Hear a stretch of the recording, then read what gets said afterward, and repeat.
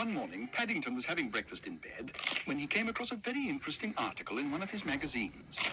It was called Delight Your Family and Surprise Your Friends, and it showed how to make a magazine rack. All you needed was a sheet of plywood, a hammer, a saw, and a few nails. It sounded very good value indeed.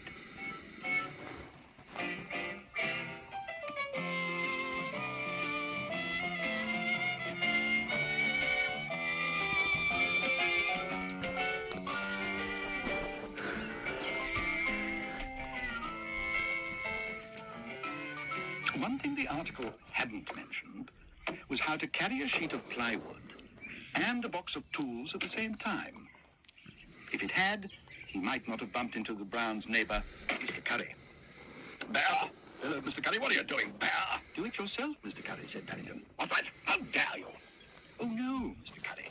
I didn't mean you were to do it yourself. I meant I'm going to do it myself. I'm making a magazine rack.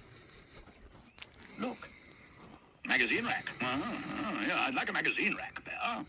I'm going out now, so you can use my kitchen table to work on, but don't make too much mess. I don't like messes. If you have it ready for me by the time I get back, I may not report you for banging my nose just now. Thank you very much, Mr. Curry.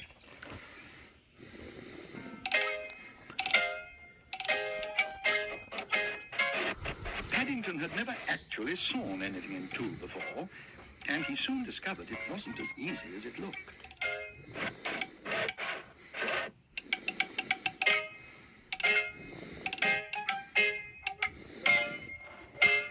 In fact, it got harder and harder. It wasn't until he sat down for a much-needed rest that he discovered why. Mr. Curry now had two small tables with only 2 legs each, instead of one large table with 4 legs. It was really almost beyond repair. Even covering the join with marmalade and drawing the blind couldn't disguise the fact that it was also very wobbly.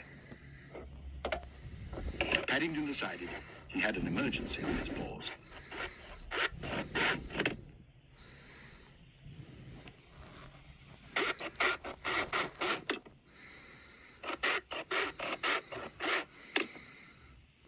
But when he stood up in order to survey his handiwork, he had yet another shock.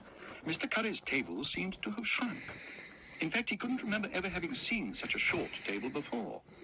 Delight your family and surprise your friends, he said bitterly. Paddington was quite sure Mr. Curry would be surprised when he saw what was left of his table, but as for delighting the Browns with a magazine rack, that seemed very far away. Mrs. Bird, however, was delighted with what he'd made them. Most useful, she said. And how thoughtful to make 2, agreed Mrs. Brown. Yes, said Paddington, but I'm afraid they're not both for you. This one is really Mr. Curry's, but I'm not giving it to him yet. I shall leave it on his doorstep after dark. After dark, repeated Judy. Whatever for? I can guess, said Jonathan. Look out of the window. Bear! Roared Mr. Curry. Well, Paddington, perhaps I'd better make Mr. Curry a present of my tools as well, said Paddington. I don't think I shall be doing it myself again for a long time.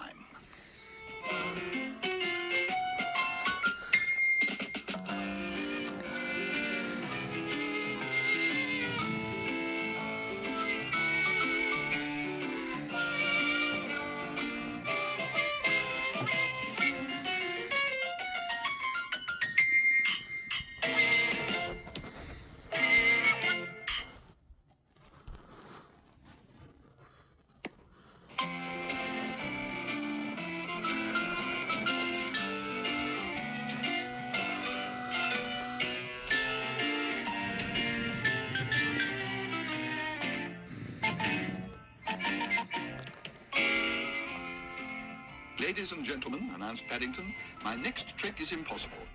At least, that's what it says in my instructions. But you haven't done one yet, Called Mr. Curry. You can't have a next trick if you haven't done a first one. For this trick, said Paddington, ignoring the interruption, I shall require an egg. Oh dear, said Mrs. Bird. Can't you use something else? No, said Paddington firmly. It definitely says an egg. I'm going to turn it into a bunch of flowers. if I can get my wand to work. I'd sooner you turned it into an omelette, said Mr. Curry. I'm hungry.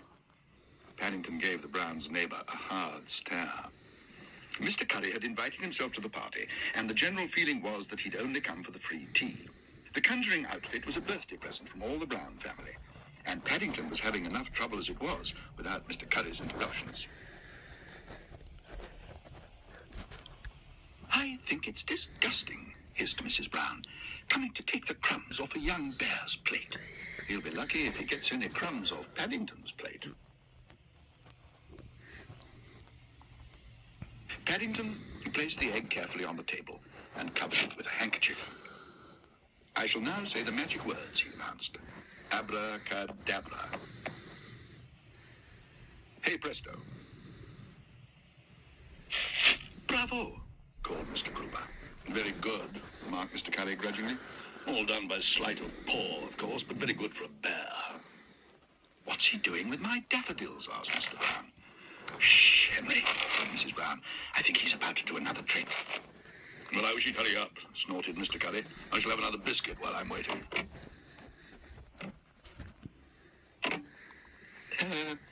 Do you think young Mr. Brown's all right? Asked Mr. Gruber. He's been gone rather a long time. No, cried Paddington. I'm not. It's all dark and I can't read my instructions. I think I'd better try my watch trick instead. Good, said Mr. Curry. I'm fed up with seeing things disappear. Perhaps I could borrow your wristwatch, Mr. Curry. You did say you wanted to see a new trick, said Judy. And you're the only person wearing one. Don't worry, Mr. Curry, said Paddington. It's all in my instructions now. I cover it with the handkerchief, so, and I hit it with the hammer.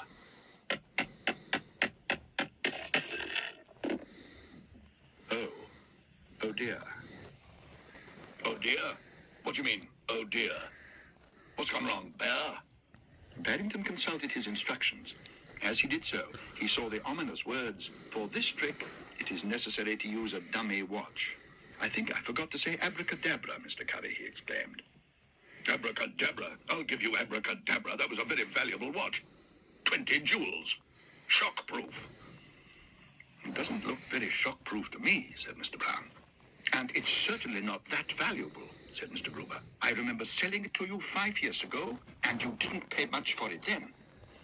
I think I found one of the jewels, Mr. Curry, cried Paddington excitedly. One of the jewels, bellowed Mr. Curry. What about the other 19? I've never been so insulted in my... What's this? I'm sitting on something sticky. Oh, dear, said Paddington. That's my disappearing egg, Mr. Curry. It must have reappeared.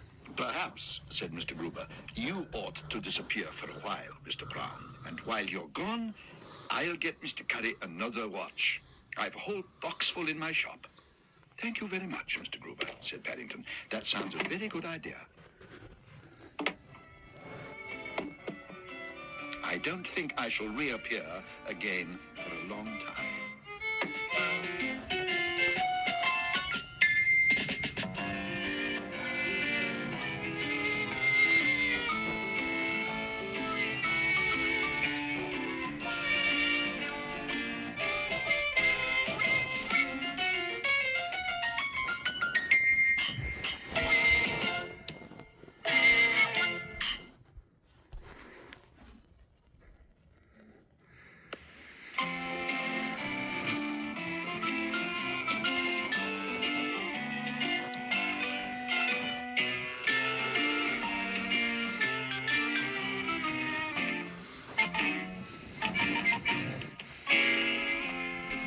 One morning, Mr. and Mrs. Brown woke feeling ill, so they went straight back to bed again. The trouble was that with Jonathan and Judy at school and Mrs. Bird away on holiday, there was no one left to take care of them. Don't worry, said Paddington. I'll look after you. Bears are good at looking after people. I'll make you a stew.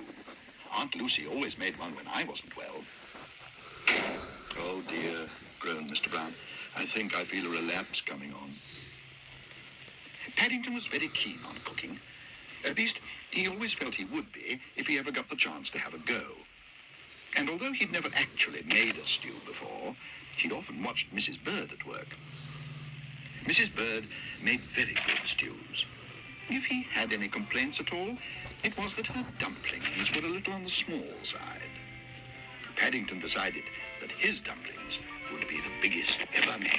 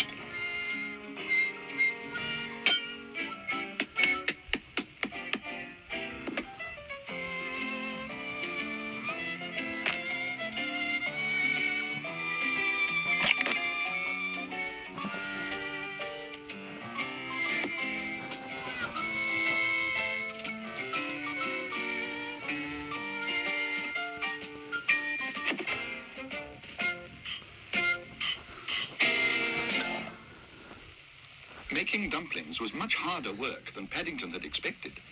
And what with that, and the heat of the kitchen, he soon started to nod off.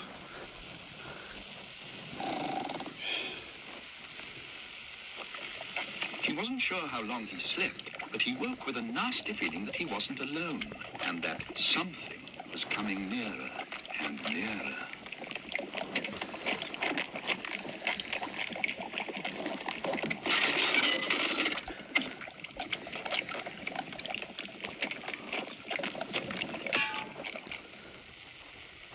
That's funny, said Mr. Brown. There's a great big white thing suddenly appeared in the rockery.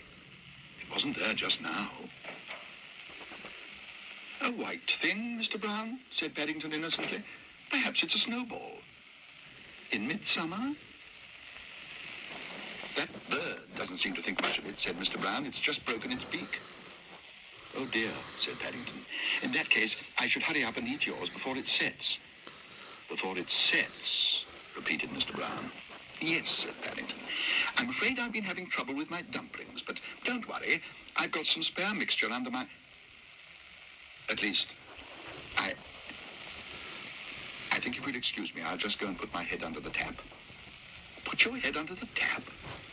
Mr. and Mrs. Brown looked at each other uneasily. You may want some seconds, explained Paddington, and I wouldn't want to disappoint you.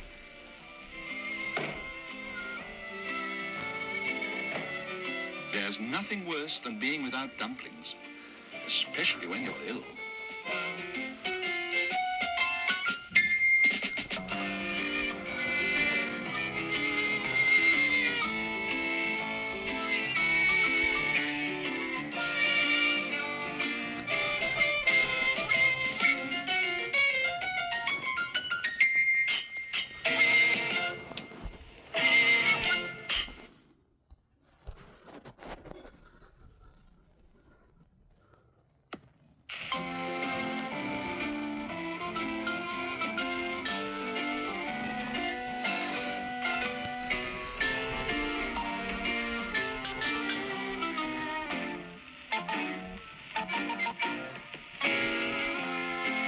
One morning, when Mr. and Mrs. Brown were ill in bed, Paddington decided to lend a paw with the washing.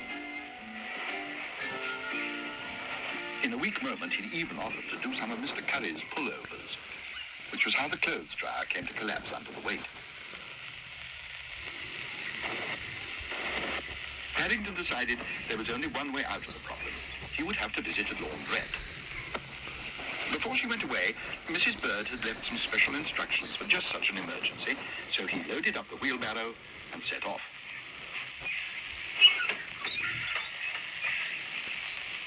According to the instructions, the Browns' laundry needed hot water, whereas Mr. Curry's pullovers had to have warm, in case they stretched. So he decided to use two machines. Left paw, hot wash. Right paw, warm wash. Left paw, hot hot wash, right paw, boom wash.